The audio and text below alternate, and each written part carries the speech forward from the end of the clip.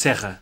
Presidente, eu, primeiramente, peso á Comisión respeito aos produtores e produtoras de leite.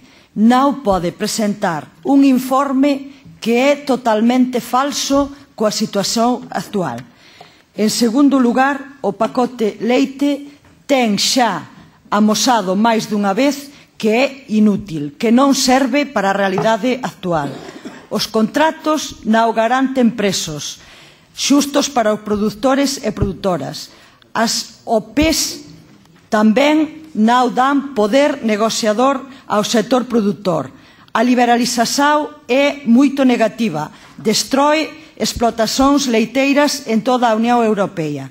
Por iso, peso que volvamos atrás, que establezamos mecanismos eficaces para regular a produción e os mercados do leite en toda a Unión Europea. Obrigada.